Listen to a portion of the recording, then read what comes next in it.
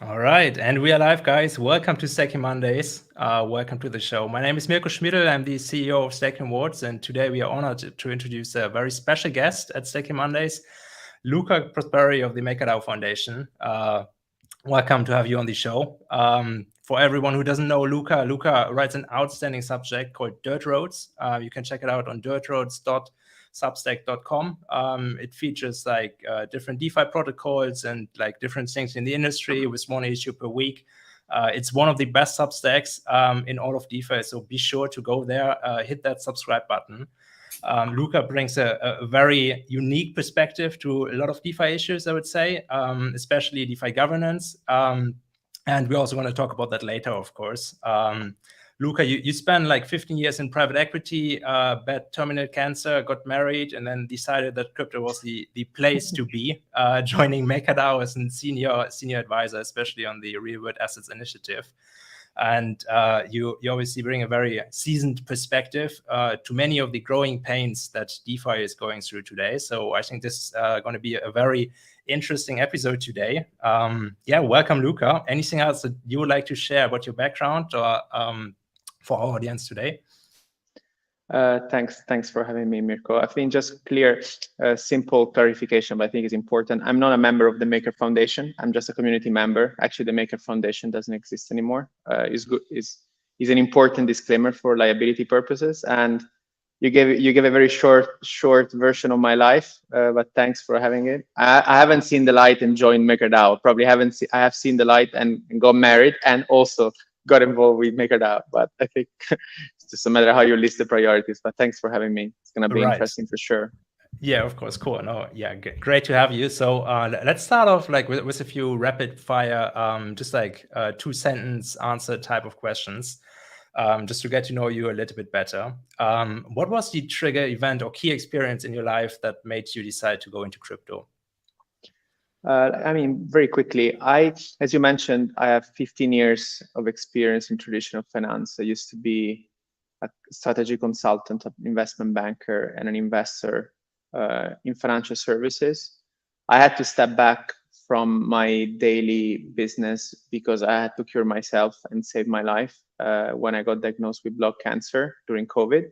So I was thinking about starting something on my own. I was already playing with DeFi at the time, and then I stopped for a second. I was starting to go into like road showing to raise a fund, and I was like, why do I need to do something that is old at inception? And why not I join the revolution? And that's how I got involved 100%. Awesome. So did you ever second guess your move into DeFi and crypto full time? Or like what were your learnings since you joined? Just like very briefly.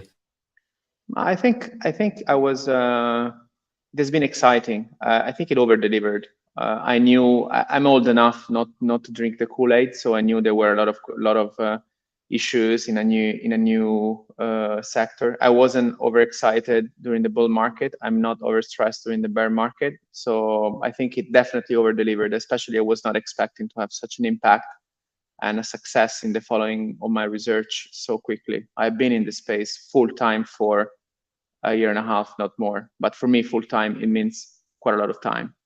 Right. Yeah. I mean, obviously, a lot of things happened in just the last year, of course. So how did you decide to work for the MakerDAO, actually, or to work together with MakerDAO, or how did you get involved with MakerDAO?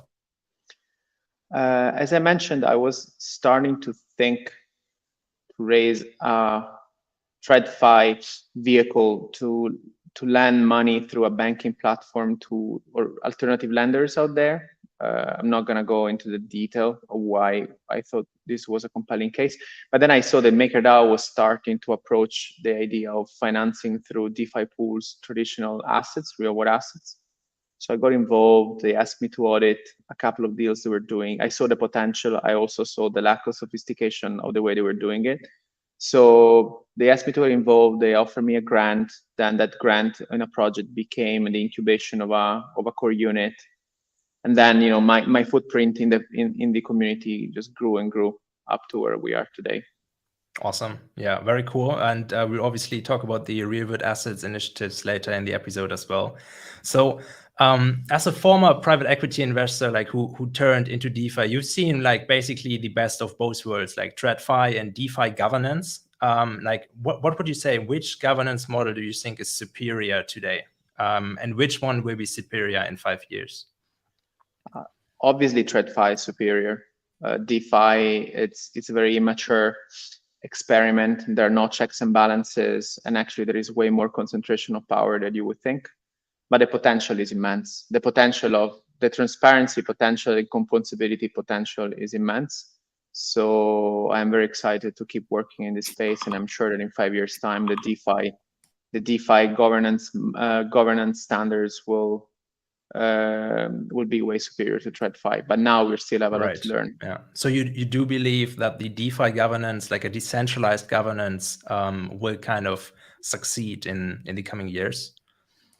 I think it will be. It's difficult to say decentralized and centralized. I think a lot of the technological characteristics of DeFi will be incorporated. Will definitely improve and amplify the way we do things today.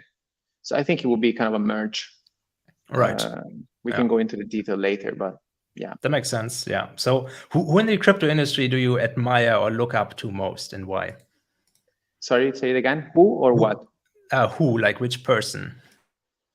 I mean, a few fellow researchers. Vitalik, obviously, is an incredible mind, but I'll try to stay away from worshipping. It's not something I do. Hasu is a person I truly respect, and I have the opportunity to work a lot with. Money Supply as well is a researcher I truly respect in crypto. Works also at Maker. A lot of smart people happen in Maker. Mecca is another researcher that got involved recently as a delegate in Maker. There are a lot of I like very detailed, dry, content-oriented researchers in DeFi, and I try to stay away from people that exaggerate way too much on the claims of how we can change the world. We're not just changing the world, we're just improving it, as many people did before us. Right. Yeah, I feel you. So what's an activity you do to take a break from all the drama and fireworks in crypto? Like, what do you do for fun?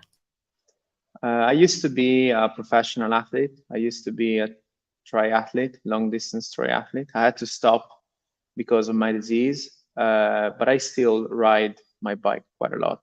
So that's my favorite way to get out of the crypto insanity. Awesome. That's really cool. And so guys, stay with us.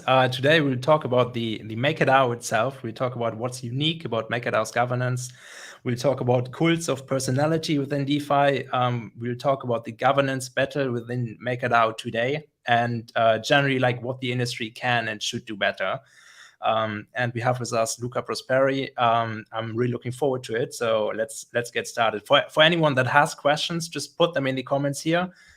Make sure to hit the like button and subscribe to the channel as well if you want to hear more episodes of Staking Mondays. And yeah, any questions for Luca? We're doing a live interaction in the end, so just put in the questions if you have any for Luca. Just put it in the chat. So maybe to get started, like, could you give us and our audience like a brief description of MakerDAO in general? Like, how do you see MakerDAO and its DAI stablecoin and the unique role of MakerDAO in decentralized finance overall? Yeah, so I think what fascinated me of MakerDAO at the beginning is that it was very, very different. Sorry if there is some background noise, guys. I'm in the office. Hopefully it's fine. It was very, very different from the other money markets like Compound and Aave. I think people in crypto try to bundle all of them as lending protocols, although they're very, very different. In Aave and Compound, you pledge an asset, so you renounce to the yield of one asset to borrow another asset, or to get some type of loan, lending yield on that. So you're kind of swapping the risk of one token for another. It's a money market / volatility market between a token and another. In Maker, it was very different. Maker had a very simple, but I think revolutionary idea, where saying if you're coming forward with a collateral that has some recognized value that we can actually piggyback on, you give it to us as a pledge, and we will print money and give it to you as a loan. So in doing this, Maker really performs monetary expansionary activity. So it's printing money the same way central banks do through their discount window, but in a very streamlined and permissionless way.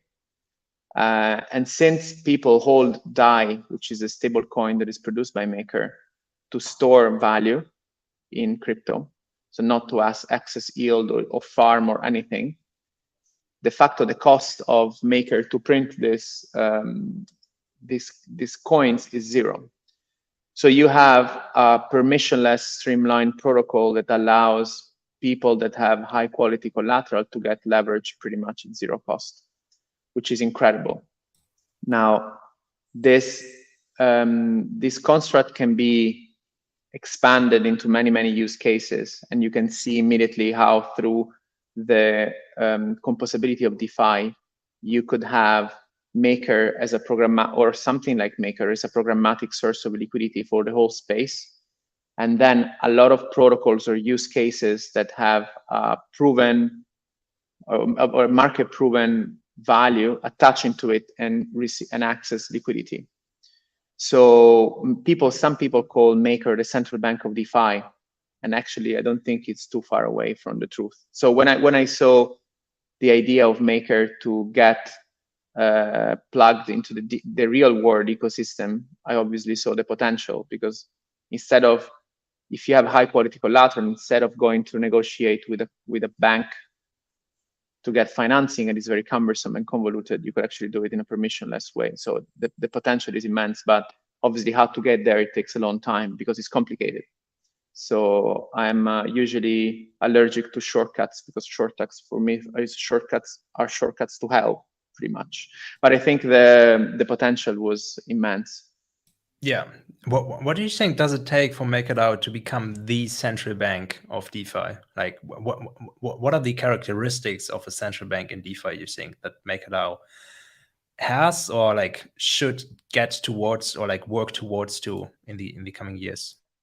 I think what MakerDAO has for sure is trust and respect of the crypto community, which is which is characteristic number one. So we use the dollar as the reserve currency of the world because we trust the stability of the US economy and the US, the independence of the US central bank. Now, most recently, when people started losing a bit of trust over that independency of the central bank, we start seeing the interest of others to diversify away from the dollar. But I think we still have a lot of trust for the dollar, all of us, even in crypto. I mean, we peg most of our stablecoin to the dollar, so there's some value in that.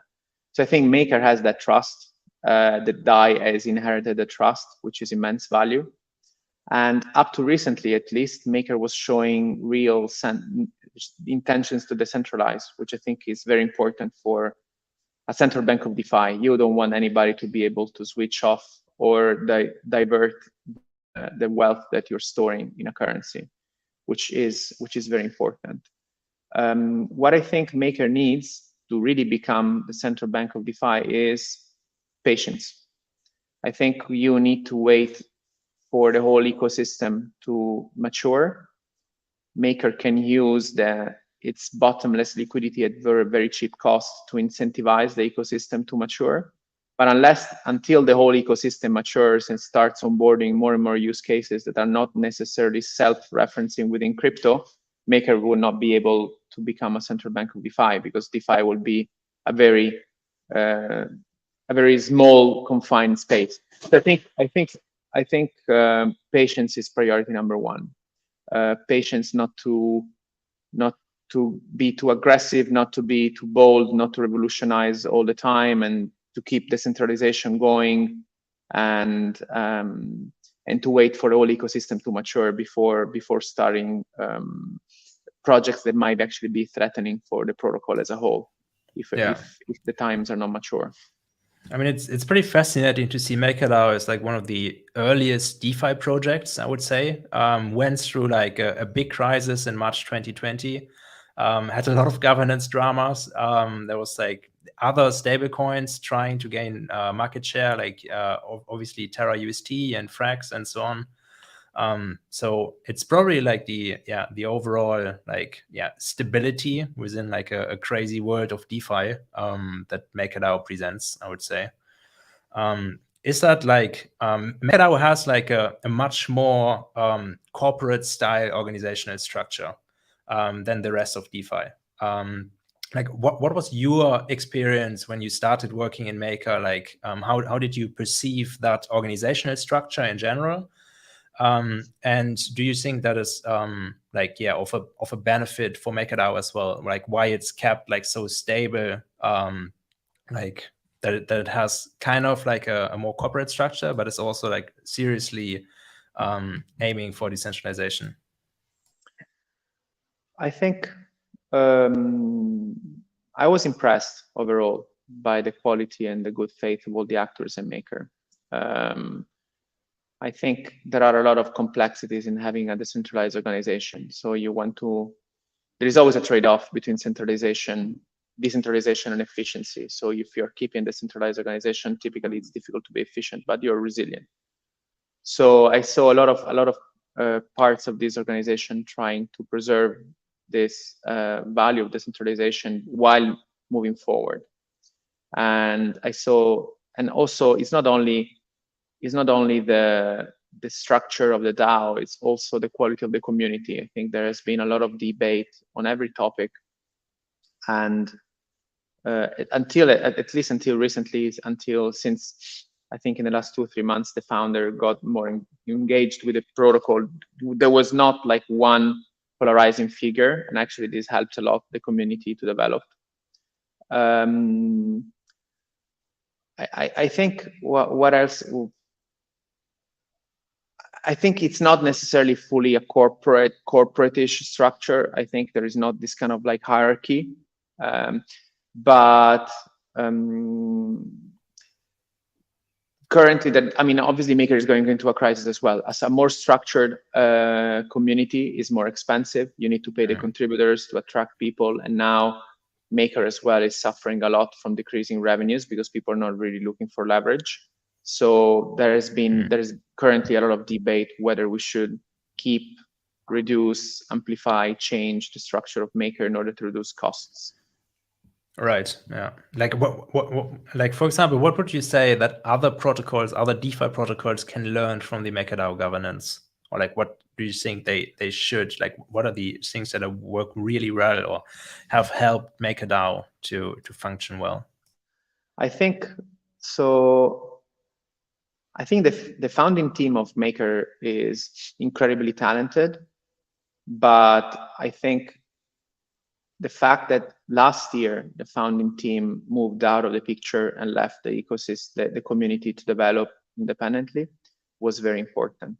We have seen the impact of the gravitational field of polarizing figures in DeFi.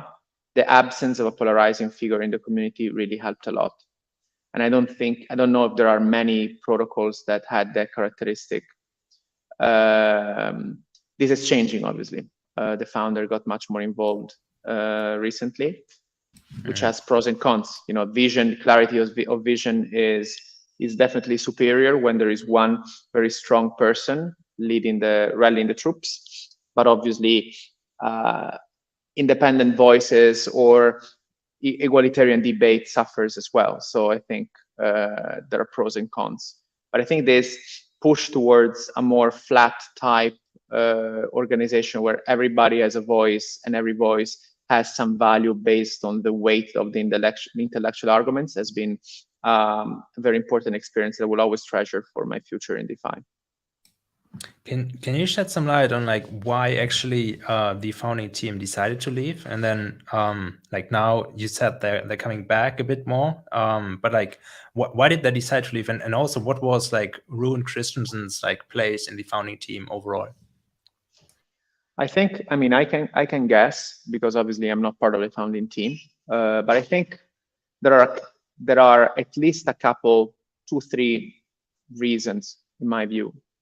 The first one, which is the most important, is the genuine intentions to really get the community more involved, exactly for what we said today, we just said now. So I think the founding team got the incredibly bold move of leaving the community develop independently. Because I think that they saw the value in the community in the project. The second one is probably, the founding team, after a successful experience of MakerDAO, wanted to get busy in doing other stuff at the same time, so there's always a trade-off. And the third point, which is unfortunately is less romantic but is real, is probably also liabilities. Maker is not a legal entity. Maker is not a regulated bank. Maker is not a regulated entity at all, doesn't pay taxes, although generates value, maybe not, let's not call them profits, but value for the token holders. So having a team controlling this would have been an attack vector for the regulator. So having a decentralized organization actually taking care of governance would have been probably a smart move to reduce regulatory and legal risk for the founding team. So I think these are probably the three reasons why the team got more engaged. Again, guessing games are not my games, but we are seeing a bear market in crypto. Revenues are going down. Prices have compressed for old crypto assets, including MKR. So probably the founding team, which is one of the largest token holders, probably they're a bit nervous and they think they can do better. Yeah, I mean, it is like for most of the DeFi protocols, there's always like one person on top as well. So it really seems that people are also really looking for one person, like really embracing like cults of personality, trying to have one person that they can relate to. Like, have you seen that in your DeFi experience as well? Like, is it and do you think it's a good thing or a bad thing, or like what can be done to kind of as an alternative, for example? Because if it's really decentralized, it means there's no one, but it seems like people are really looking to have someone. Yeah. I think, I'm European, I'm Italian. I have family who suffered during the Second World War. I'm an independent mind. I'm apolitical. And I try to stay away as much as possible from cult of personality. I think it degenerates very quickly in very nasty ways. So for me, I always try to believe in good governance. That's also what attracted me in crypto. And if you read my research, you will notice that I try to stay, apart from some short introductions, to stay away as much as possible from what I write. But unfortunately, we are humans and we are imperfect. I think there is a lot of value in very charismatic and smart people to lead the way and gather interest and excitement. But then it is difficult for those people. Only the true greats step aside. And we have a lot of very smart people in the world. We don't have many true great people in the world, unfortunately. So I think it's I think that it is the time in this industry to move away from cult of personalities and start building censorship-resistant governance mechanisms. This is the whole reason we are here. Even in the Ethereum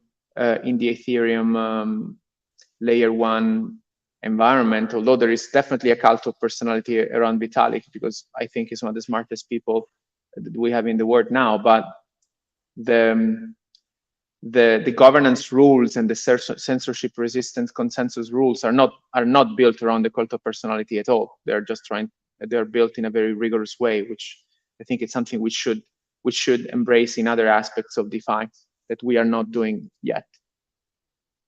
Yeah. Oh, that makes sense. Yeah. So let's talk a little bit about the most recent governance battle at MakerDAO. If I understand correctly, like MakerDAO is pushing towards a little bit like getting real world assets as collateral, or like diversifying collateral from like just stable coins to like into other real world assets. Like there's a lot of USDC as collateral in MakerDAO. And there are probably ideas to like kind of transform that UCC into other real world assets or bonds or whatever.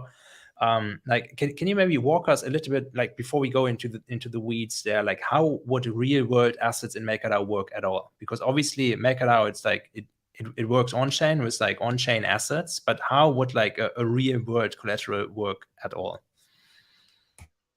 I mean, there is no consensus yet on this. I think there is consensus around the fact that Maker needs to expand the collateral pool. I mean, crypto in general needs to expand the collateral pool, because, you know, if you have a mono collateral or extremely correlated collateral pool, as you see, the balance sheet is very elastic.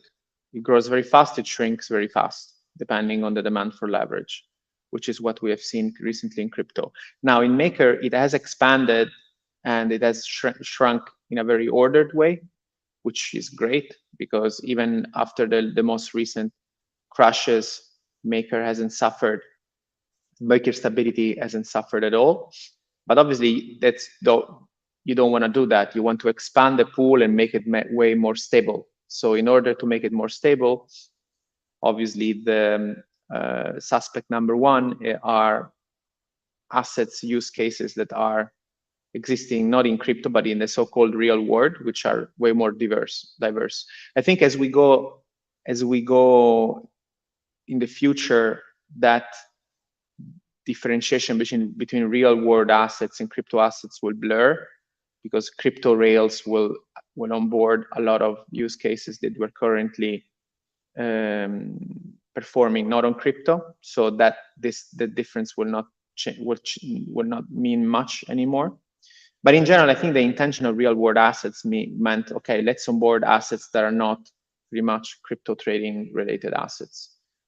Now, obviously, given the immaturity of the sector, it is difficult to do it, because now, as you said, there is an attack vector. There is a point of last mile of weakness, because you need some centralized counterparty, being a trust, being a company, being someone that, let's say, gathers all the assets in the real world and tokenizes them, custodies them, and spits them out on chain.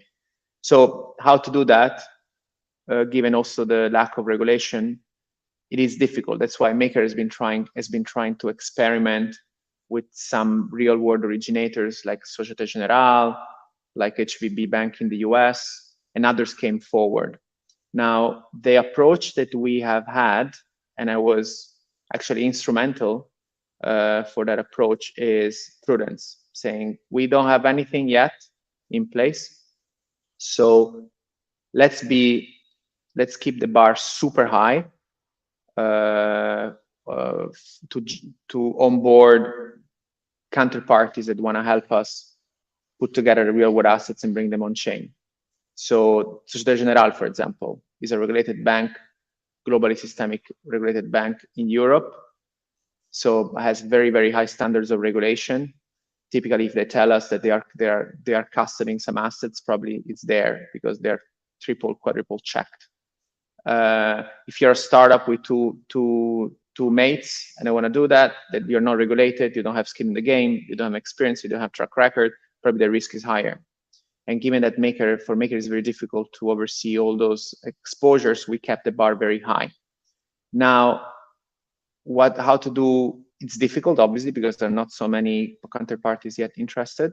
Now, what will come next? I think this is where there are differences in views. I think, in my view, we should try to incentivize other protocols to do the heavy lifting for us, like doing the origination, the structuring, the regulation, etc., and keep junior exposure and attach to MakerDAO in order to get free liquidity, cheap liquidity.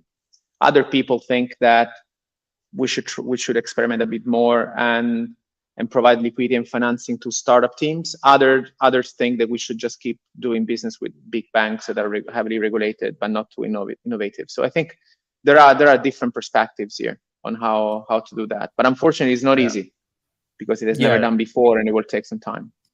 Yeah, definitely. And it would probably also mean like some trade-offs in terms of decentralization, even working together with some centralized counterparties and so on.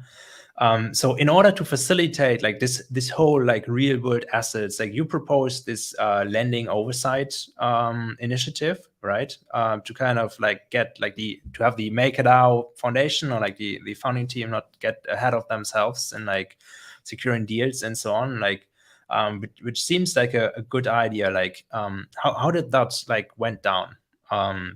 Like the whole proposal and so on. Yeah. I think the idea was so the idea had was originated together with most of the community, including the founder, back in January.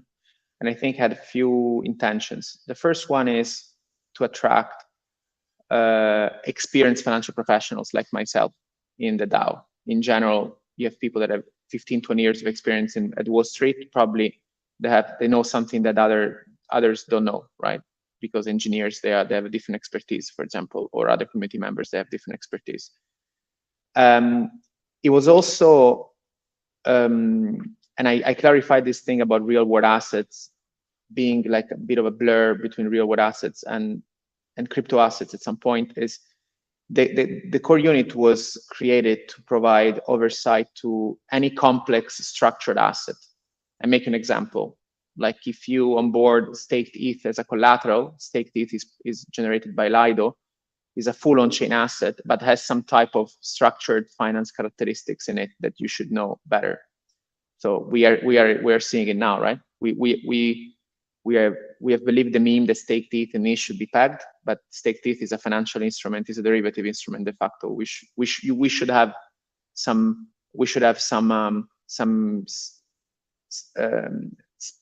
specialized skill set inside the DAO that helps understanding these financial risk characteristics that are not necessarily covered by the risk team nowadays. And also making sure that there is a second opinion, because we are all aware of the conflict of interest that exists in a DAO. You know, like this space is not heavily regulated, which is also bad. So you have a lot of conflict of interests of large holders in Maker, for example, being large investors of counterparties that are coming forward to ask for a loan, and community members that are well known and respected by the community that might not have the expertise to do certain things, actually obviously having a preferential treatment by the community when they want to do stuff. So I think the idea was also to decentralize and depersonalize a little bit the oversight of those use cases, if you wanted to scale from a few tens of millions of dollars to like hundreds of millions or billions. So that was the origin of the program. In January, the program was incubated by the Sustainable Ecosystem Scaling Unit, which is a kind of incubator and facilitator of the DAO at Maker, managed by two phenomenal people, Juan and Voter. And after 6 months of incubation, went into a vote last week. And the vote was quite a heated one, and he ended up with the community rejecting this idea of lending oversight, and me at least temporarily stepping out of the day-to-day operations of the DAO.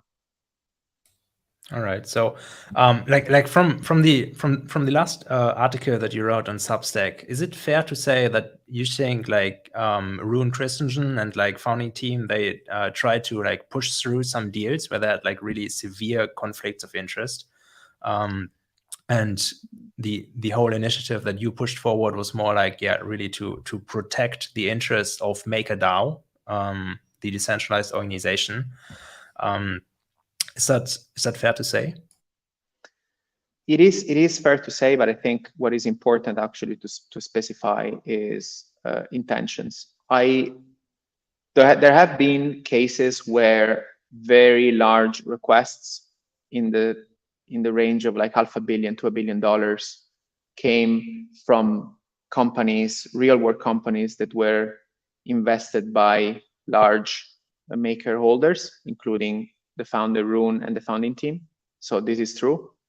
It is true that I provided an opinion to token holders that was a negative opinion, because I thought that these companies and requests were coming from inexperienced and non-institutional subpar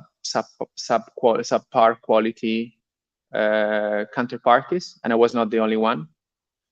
And it's also true that the founding team didn't take this too nicely, and they tried actually to come back several times with requests to override in some way or another this type of indications. I mean, I didn't have any authority there. Oh, the authority is always with the large MKR token holders, but probably my voice had some weight in the DAO.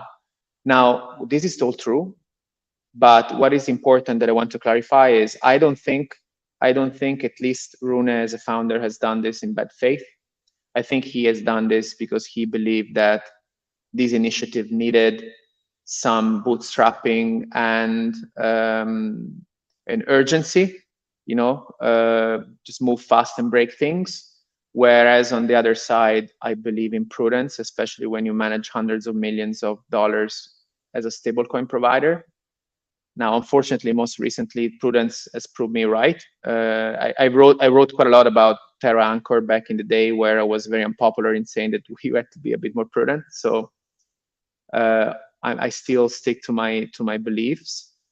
So I think it ended up like we ended up in a situation where there was a founding team very influential that believes that they should have the control to bootstrap and streamline some innovations within the protocol, and other people in the community that believed in prudence and the need of second opinions and to move slow and to be a bit more institutional how we approach things. So I think that there was the origin of the disagreement, and at some point the vote became some sort of proxy war between innovative DeFi founders and institutional traditional investors. The vote was opposed by the founding team openly, and some parties that look based on the on-chain activity you can see were actually very favorable about those deals that where I was less keen on. And on the other side, on the yes side, there were most of the large VC holders at Maker. I think all of them. Some of them came out publicly, like Andreessen Horowitz or Block Tower. Others didn't, but I know them all because they confirmed their endorsement to me in private. So it became some kind of proxy war between institutional investors and traditional VC, traditional founding teams. And that narrative propagated, as you can imagine, in so many different ramifications that were probably far away from reality. Another point that before I'll let you ask another question on this is, I think he also came into a point where the team was coming with a budget request, obviously, like all the core units, and we are going into austerity at Maker because revenues are going down, our costs are sticky. So obviously that didn't facilitate. We tried to make this as budget neutral as possible, but obviously this was part of the equation as well. That makes sense. Yeah. What do you think is the issue with MakerDAO's governance? Maybe I can explain an example from my own experience as well. Like in the March 2020, like the 0-bit liquidations in MakerDAO. Like there was a vote as well to have affected vaults be reimbursed, basically. And there was a vote, a yes vote, a clear yes vote, where the MakerDAO voted yes. People affected should get compensated. And then, like, I think a year or like something like that later, there was another vote, like how much should be compensated to the affected MakerDAO vaults. And then there was another option which said like 0, basically. I think it was 0, and then like another 12%, 15%, or whatever. And then somehow this thing, like after they already voted on like, yes, it should be compensated or like should be reimbursed to affected vaults, in the second vote, they basically, kind of had this vote to not be compensated at all, even though it was just a question of like how much. It shows to me that like something is kind of broken in the whole governance system of MakerDAO, like this incident as well. Do you share that, or what are your thoughts on that? Yeah, I thought a lot about this over the last couple of weeks. I thought about it before, but I think now I had the time to reflect.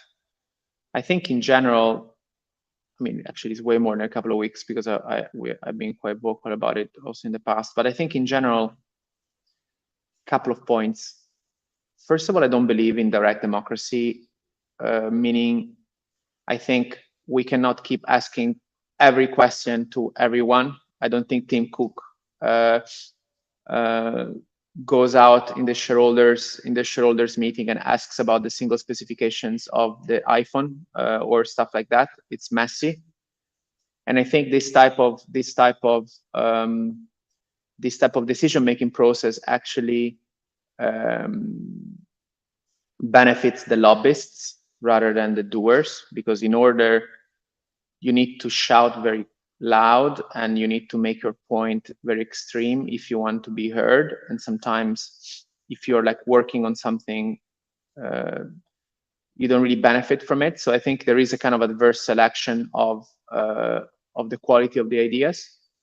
And also there is no, as going back to your point, there is no guarantee of stability, which is very important to build stuff through time and attract smart people and keep the clients happy. Because if you keep changing your idea every month, then it's very difficult to get anywhere. There is an example, like I was an example, because the idea of the lending oversight core unit started with the support of everyone, and then 6 months later, the protocol decided that it was better not to have it. You know, I have 20 years of experience in this space, almost. I'm getting old. So for me, as an opportunity cost when I get involved into something, and I would probably not do it again or not advise anybody to do it, because 6 months of work also on financial terms is a lot of value. But also there was another example about onboarding an event core unit at MakerDAO. So a core unit that would have been responsible for events and parties in conferences, etc., which, you know, probably anybody who has been at Ethereum in Denver or Amsterdam, they know the Divinity party, which is Maker's party, probably one of the coolest, and has a lot of benefits for the brand or whatever. I mean, probably also a lot of costs. That core unit with the budget was approved, I think, a couple of months ago, and now there is a war starting to offboard it and take all the budget away. And I don't have a view. I'm not a PR specialist, and I don't have a view about the quality and the merit of the investment. But it's very difficult to build something and onboard high quality people if they need to defend themselves after every 2 weeks, not to be offboarded or not to have like a U-turn in the decision. And we have seen this with counterparties as well. We started approaching very large and very institutional counterparties in the real world to interact with us, to put together initiatives in huge size. And you know, this stuff takes time. If we change our mind every couple of months, nobody will get engaged, and we will have an adverse selection of ideas. And this goes back to the most important point I think they've been reflecting on recently. I don't think that DAO governance now has as a system of governance, has adopted a system of governance that is censorship resistant and incentivizes virtuous behavior. I think we should go back for a second and rethink the way we use governance tokens to take decisions in DAOs in order to incentivize the best behavior. Now, it's probably not necessarily the case today. We have spent a lot of time in thinking about consensus building on the layer 1 level. We haven't spent enough time to do it at the governance level. And I think given the money there is at stake, it is quite important before we decentralize. Otherwise, we just run companies, which is fine, but let's call them companies. Right, yeah. But then do you think, for example, instead of direct democracy for DeFi protocols, having something like where the token holders vote for like one person, like one authority to make a decision, or like give someone the authority to make a decision, like do you think that should rather be an outcome of a governance? Or then it would be much more like a traditional company, right? Where like the shareholders or the board of directors, they vote like a CEO and then he makes decisions or whatever. Do you think that would be a solution or rather a bad idea? I mean, I don't know. This is a very sensitive topic, as you can imagine, between the more extreme libertarians and the pragmatists. And I don't think anyone is right or wrong. There are, even in Maker, and I was mentioning Hasu has proposed an alternative solution where we have some type of council of makers, people that are voted and are responsible to draw the long-term strategic direction of the DAO, and more operational decisions are taken at a lower level. I don't know. It is complex, but going back to the point I was making at the beginning of the call, we are not inventing anything here. We're just iterating and improving. And I think an organization of tasks and knowledge and workforce is one of the things that made us grow and improve as humans. Now, we need to keep using the transparency ability of blockchain tech, but at the same time, this doesn't mean that everybody needs to do everything. I'm a bit allergic to populism in general. But so maybe not a hierarchy, but multi-layered decision-making system will probably be helpful. But it's a sensitive topic, so I don't have a solution. But I want to stay away from the memes of, if you start to organize yourself, you will become more of a company, you will become a capitalist, you'll become TradFi, or it's always the devil is always in the details. Sometimes the least organized human environments are actually the more dictatorial. So I think in general we need some type of structuring of decision-making process if we want to grow. But where you strike the balance is difficult, and probably the balance is different for every use case. So probably Maker will work. I'm a big fan of Rai as a project. Rai is a super purist spin-off or fork of Maker. And they are very simple, they're very pure, they're very basic in the way what they want to do. They want to do one stable coin that is kind of oscillating around the value of one only asset, immutable as much as possible. So it means being very low touch, which is great.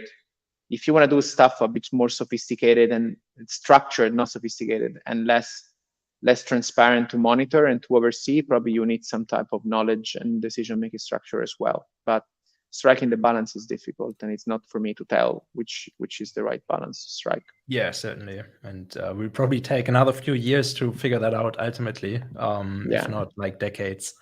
But like if you had to pick like one DAO today that you think is doing a really good job at like keeping a balance between decentralization, scale, and accountability, like what would you pick? I don't have my knowledge of the DAOs that I don't work in. It's not deep enough. I think Maker overall has done an incredible job being pioneer. And I'm proud to be a community member. I will not be facilitator of the lending oversight core unit based on the vote of the MKR holders, but I'm still a community member. I participate daily on Discords and forums. I might have a role in the future of the DAO. I don't know, but it's still a place where I belong. I don't know if there are other DAOs that are comparable. So unfortunately, I cannot say. But I think Maker remains, not only for insiders, also for people that are not in Maker, a kind of like reference point for governance and talent and idea generation in DeFi. There is probably a reason why. Now it's a crossroad, and hopefully we will choose wisely. But I'm pretty confident that Maker is a very, very strong community. So I'm looking forward to see the next steps there. Awesome. That's really exciting. I'm looking forward to it as well. So to our last question here, before we go into some of the community questions, we ask it to all our guests on the show, like, what does the world look like in a decade from now if you're wildly successful? Like, what is your personal vision in the DeFi space? I mean, in the sector I operate in, which is value distribution and intermediation, for me, if we're wildly successful, 80% of the people that currently work in the Wall Street banks will probably do a different job because they are not needed.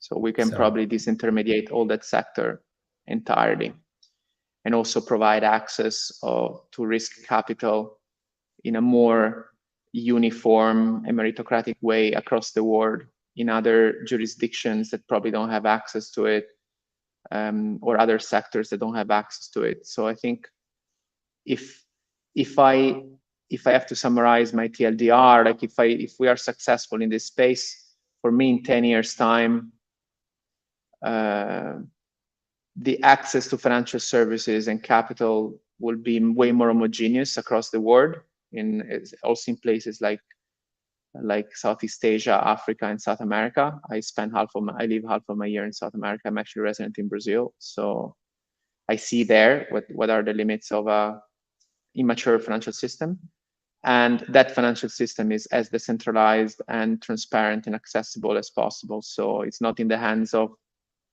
traders, compliance officers, salespeople, and managers at Goldman Sachs or Morgan Stanley, where I come from, where not necessarily most people are creating value. They're probably monitoring it and retaining it. So hopefully I will disrupt the industry where I come from. Awesome. Yeah. So basically you're saying like, if we are successful with DeFi, there won't be any like Wall Street anymore, for example. However, these systems merge, but this is basically a system of the past. Or probably there will not be 5 huge banks. There will probably be few operators that put together the pieces, but it will be way more transparent, lower barriers of entry, way more democratic than it was before. And I don't think DeFi is a retail game. I think DeFi is an institutional game. So I don't think retail capital should engage actively and take risks actively too much through the DeFi plumbing.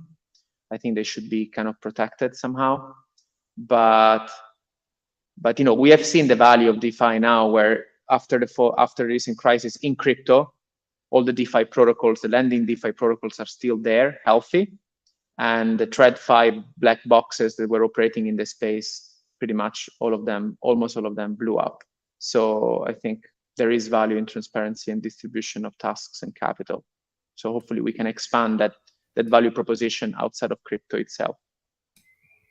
Certainly, yeah. I think it's one of the key value propositions that DeFi has. So moving over to the community questions here, we have Alan asking for like, how would liquidations of a real world assets work? Like you mentioned, there would probably be like another institution or like some kind of entity that would control that, but like how would the liquidation, because obviously it's not like on an on-chain liquidation you can just like sell the assets immediately. It's like a very smooth process, but for real world assets, like they may not be as liquid as like a wrapped Bitcoin or like a USDC.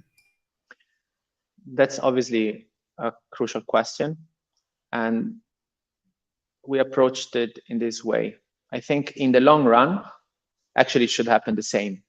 I think in the long run, blue chip assets that are digested by a MakerDAO system should have a secondary market, should have secondary liquidity deep enough to provide certainty of liquidation.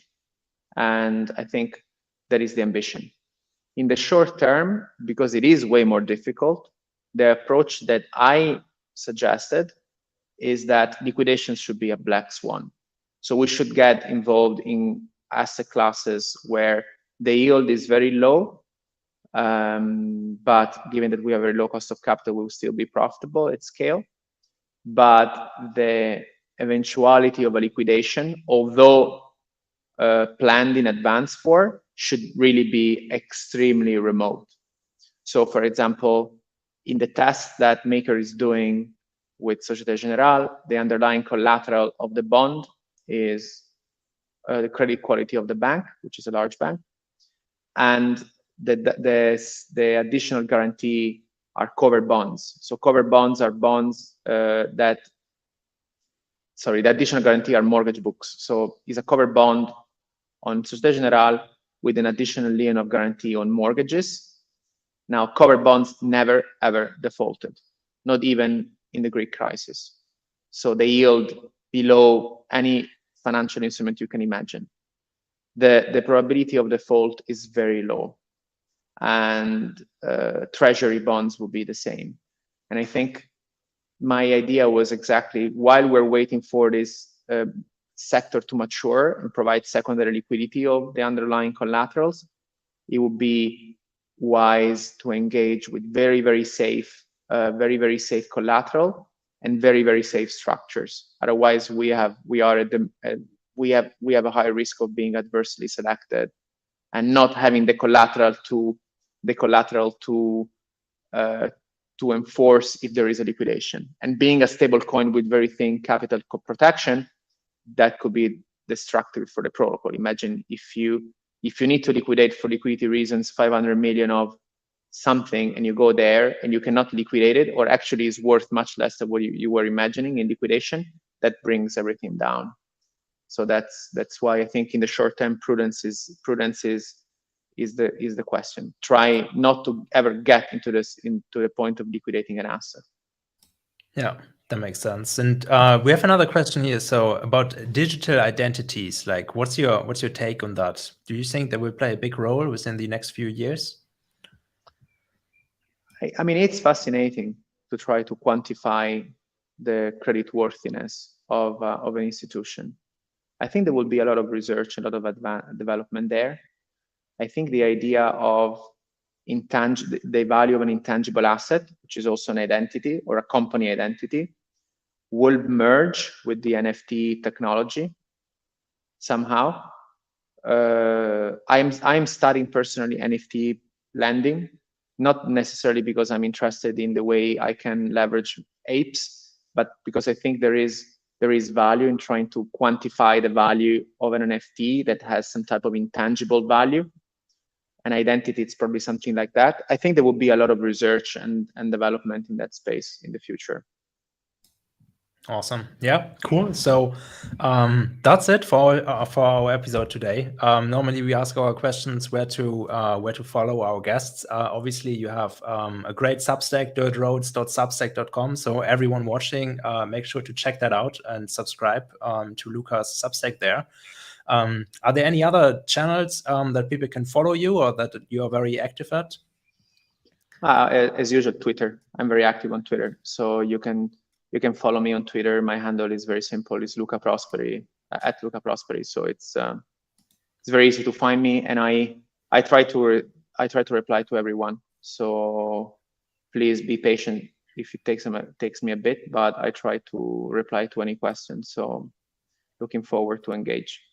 That's great. So yeah, thank you so much for being on the show, Luca. It was a great episode. Thanks for all the insights, everything for your sharings. For everyone watching, make sure to hit that like button. Make sure to subscribe to our YouTube. And if you want to see any other guests on Staking Mondays, just hit us up on Twitter as well. Just text us. We're very open. And yeah, make sure to check out our previous episodes of Staking Mondays. And yeah, for the audience, for Luca, I'm Mirko. And as always, happy staking. Thanks for inviting. Thanks for having me, guys.